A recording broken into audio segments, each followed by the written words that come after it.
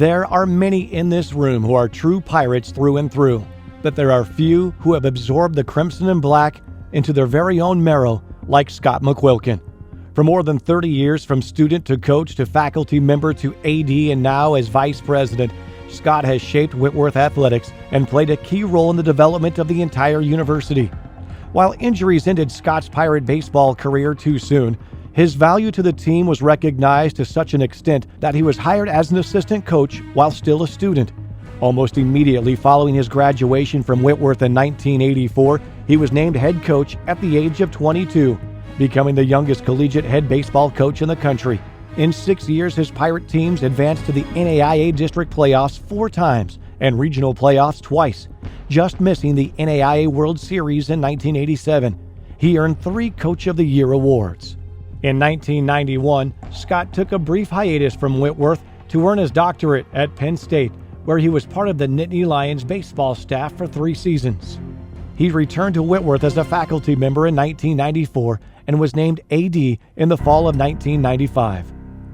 "When I hired Scott, I said, I want the athletic department to be a reflection of you," said President Emeritus Bill Robinson. Robinson added, "Scott is a great human being with extraordinary talents and values. It was impossible for him not to succeed."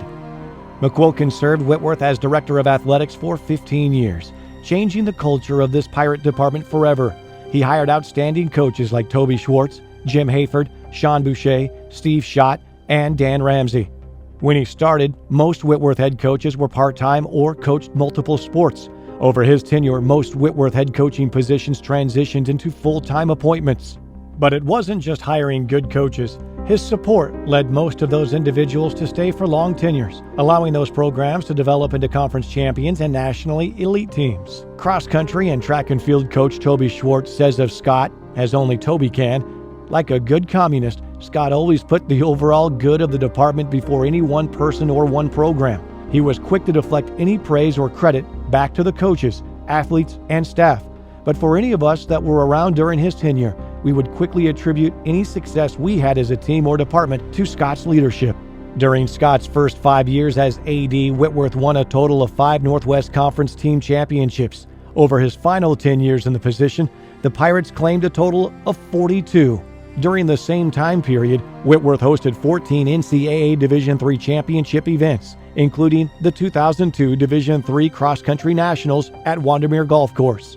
Throughout the years of success, Scott continued to shape the culture of the department. Former soccer coach Sean Boucher reflected, "One program was just as valued as another. It was the C.S. Lewis model. No one is more important than the other, yet each person is highly valuable." This was felt, and in turn, it was emulated as the department genuinely was interested in serving one another in a greater pursuit of excellence. Scott was also responsible for developing Whitworth's facilities. Expansion and renovation projects included the varsity soccer and softball fields, Pine Bowl landscaping, soccer and football practice fields, the new tennis bubble and courts, new scoreboards for all venues, and field house upgrades that included new bleachers, scores, tables, banners, storage areas, a sound system, locker room upgrades, and indoor batting cages.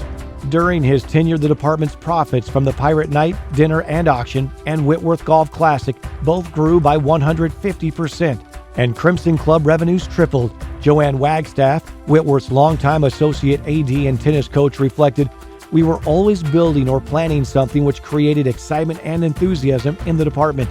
He developed strong working relationships with our administrators and was able to work with them to obtain some of the missing pieces needed for success.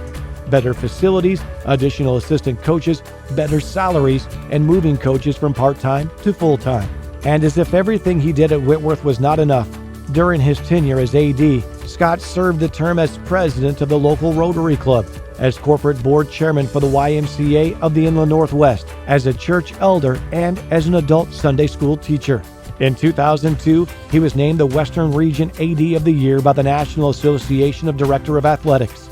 In 2009, he was promoted to Vice President for Institutional Advancement, and he now serves the entire campus community. Perhaps only resident historian Dale Solden can sum up Scott's impact on Whitworth athletics when he says, "A strong case could be made that the McQuilkin era is the most important in the university's history. 2 things stand out. First is Scott's effort to build an athletics program based upon a fundamental commitment to the development of the whole person. He hired coaches who could commit to his philosophy based on the development of heart and mind as well as body and soul. Second, Scott's era marked a commitment to the support of all sports. Certainly, even at Whitworth, some sports are more visible than others, but Scott threw his support to both men's and women's programs as well as those that had traditionally received less attention. Coaches stayed at Whitworth because of Scott's support. The result is this remarkable era of success, both in conference titles won and the quality of the student athletes.